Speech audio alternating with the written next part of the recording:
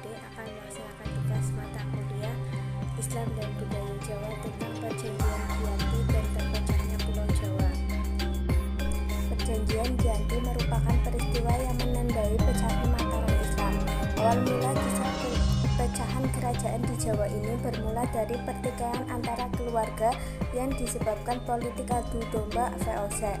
Konflik saudara tersebut melibatkan Susuhunan Pakubuwana II, Pangeran Mangkubumi dan Raden Mas Said alias Pangeran Sambernyawa. Berdasarkan silsilahnya, Pakubuwana II, raja pendiri dari Kasunanan Surakarta, dan Pangeran Mangkubumi adalah kakak beradik yang merupakan sama-sama putra dari Amangkurat IV. Sedangkan Raden Mas Said merupakan salah satu cucu Amangkurat IV, atau lebih tepatnya ialah keponakan dari Pakubuwana II dan Pangeran Mangkubumi.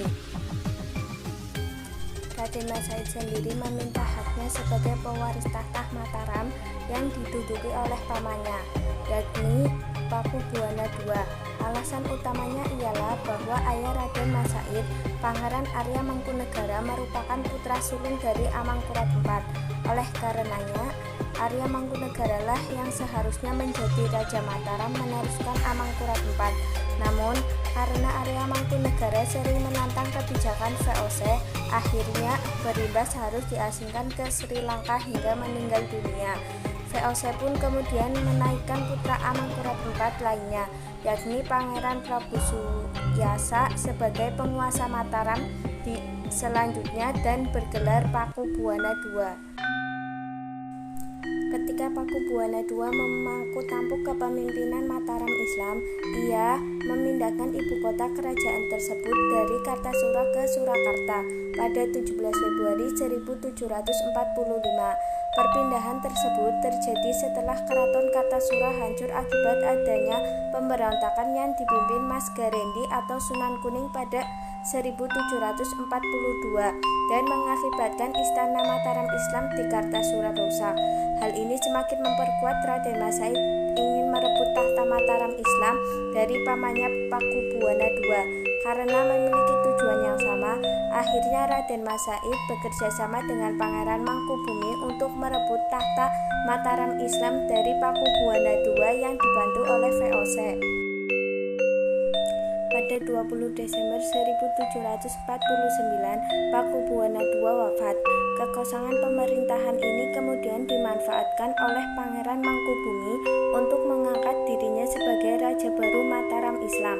Mengetahui hal tersebut, maka VOC tidak mengaku Pangeran Mangkubumi sebagai penguasa dari Mataram Islam.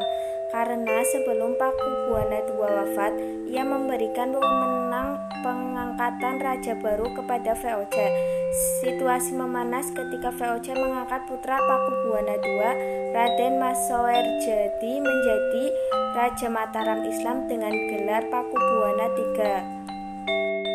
Untuk mengatasi serangan dari Raden Mas Said dan Pangeran Mangkubumi, VOC kemudian menyusun siasat adu domba kedua tokoh tersebut. VOC mengirimkan utusan khusus untuk menghasut Raden Mas Said agar berhati-hati terhadap Pangeran Mangkubumi yang bisa mengkhianatinya. Politik adu domba yang dilakukan VOC membuahkan hasil. Pada 1752 terjadilah perselisihan antara Pangeran Mangkubumi dan Raden Mas Said. Hal ini kemudian dimanfaatkan oleh VOC untuk berunding dengan Mangkubumi. VOC membujuk Mangkubumi dengan menjanjikan setengah wilayah kekuasaan Mataram yang dipegang Pakubuwana III. Pada 22-23 September 1754, VOC mengadakan perundingan dengan mengundang Pakubuwana III dan Pangeran Mangkubumi untuk membahas pembagian wilayah kekuasaan Mataram. Gelar yang akan digunakan kerjasama VOC dengan Kesultanan. Perundingan ini akhirnya mencapai kesepakatan dengan ditandatanganinya Perjanjian Giyanti pada 13 Februari 1755 yang membagi kerajaan Mataram Islam menjadi dua bagian, yaitu Kasunanan Surakarta dan Kasultanan Ngayogyakarta.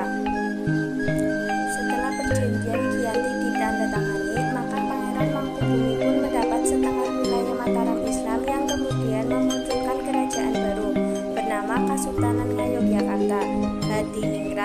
Pangeran Mangkubumi lalu mendeklarasikan sebagai raja dengan gelar Sri Sultan Hamengkubuwana I. Dengan demikian, maka riwayat kerajaan Mataram Islam telah berakhir baik secara de facto